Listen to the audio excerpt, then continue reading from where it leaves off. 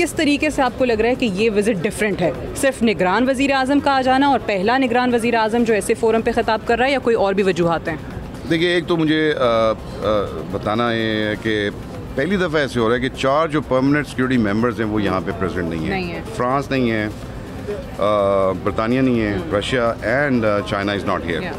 This is very strange for me. मैंने अपने 8 साल से कवर कर रहा हूँ, तो मैंने नहीं देखा कि कभी 4 सिक्योरिटी काउंसिल के परमानेंट मेंबर्स जो हैं वहाँ पे ना हों। और दूसरी जहाँ तक आपने बात की काका, वैसे इसकी क्या वजह है, क्यों परमानेंट मेंबर्स हैं और ये तो हमेशा हर फोरम पे होते हैं? देखिए, इस वक्त कॉन्फ्लिक्ट दुनिया में देख लीजिएगा, रशिया चाइना, बिल्कुल सही है, ठीक है जी, फ्रांस क्लाइमेट, तो और यूक्रेन वाले वैसे उसको बहुत ज़्यादा इंपॉर्टेंस दी जा रही है यहाँ पे। बल्कि आज तो लेकिन इसके साथ साथ आप देखिए वज़ीर आज़म इंडिया का जो नरेंद्र मोदी हैं वो भी इसमें शिरकत नहीं कर रहे हैं। उन्होंने भी अपने वज़ीर ख़ारजा को यहाँ 26 को उनका खिताब होगा। अजीब सी सूरत हाल है इस वक्त यहाँ पर ना, इस सेशन के अंदर ख़ास तौर पर। देखिए, मैं ये बात कर रहा था कि मोस्टली जो लोग यहाँ पे एंटी यूएन लॉबी है यहाँ पे अमेरिका में काम कर रही हो, कहते हैं कि it's just a debating club. कोई चीज़ बाइंडिंग नहीं होती यहाँ पे, लीगल नहीं होती। जो डिबेट होती है या कोई भी ऐसा कोई मसला होता है जो आलमी, जैसे मैं आपको एक मिसाल, तो हम देख ही रहे हैं ना, कश्मीर और पैलेस्टाइन के इश्यूज़ में आप देख लीजिए।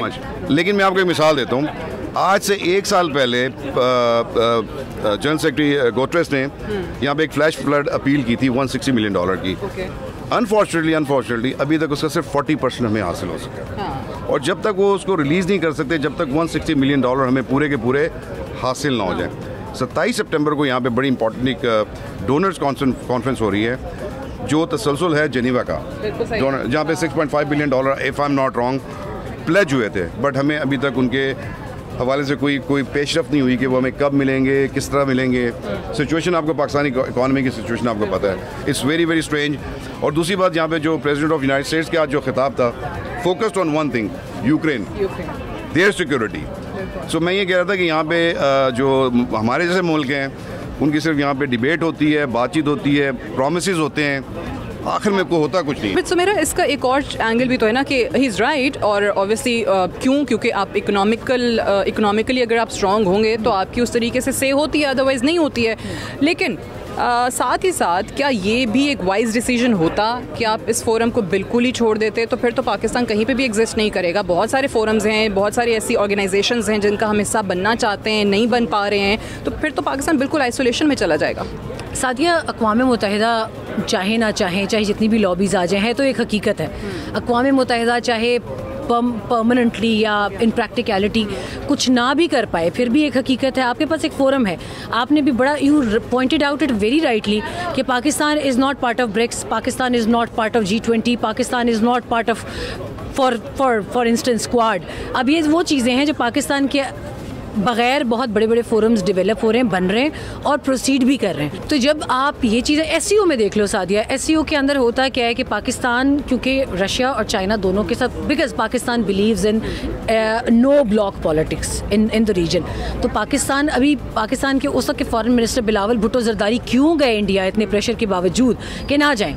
वो इसलिए गए कि हम पहले ही बहुत कम मेंबर ममालिक, बहुत ही कम ऑर्गेनाइजेशंस के मेंबर हैं। अगर हम SCO की सीट भी छोड़ देंगे, सार्क में सिंबॉलिक है, हम नहीं चलती है ऑनेस्टली, मजाक के अलावा भी सार्क में नहीं चलती है।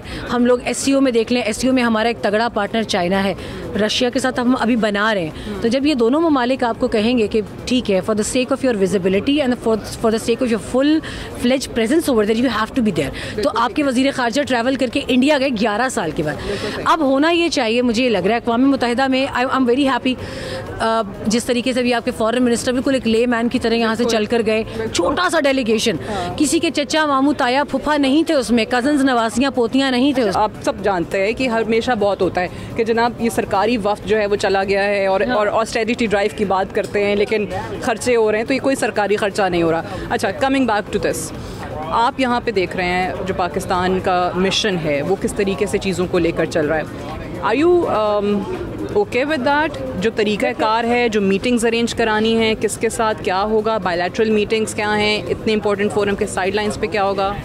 देखिए सादिया, मैं तो अपने बच्चों की नेक्स्ट जनरेशन के हवाले से जो है वो काफ़ी डिसअपॉइंटेड हूँ और मैं काफ़ी फ़िक्रमंद हूँ कि हमारी जो नेक्स्ट जनरेशन है वो ये क्या देख रही है। ये हर साल यहाँ पर जहाज़ भर कर वफद आ जाता है। आज नहीं, अभी नहीं आए इस दफ़ा जहाज़ भर के, सिर्फ 2-3 लोग आए। जितने पता चलती है बाद में, जितने भी लोग आए हैं, गरीब मुल्क है उसके अंदर खैर शमूलियत होनी चाहिए, लेकिन निगरान बहैसियत निगरान वज़ीर आज़म ये पहली दफ़ा ऐसा हुआ है कि पाकिस्तान की नुमाइंदगी जो है एक निगरान वज़ीर आज़म कर रहे हैं। और दूसरी जो बड़ी अफसोसनाक बात है कि मिशन जो यहाँ पर हमारा है, उनकी अनथक कोशिशों के बावजूद भी वो यहाँ पर इस वज़ीर आज़म की मुलाकात जो है वो ईरान के सदर और तुर्किया के वज़ीर आज़म और चाइना के वफद के साथ कराने में अभी तक कामयाब हुए हैं। तो ये वेरी अनफॉर्चुनेट बात है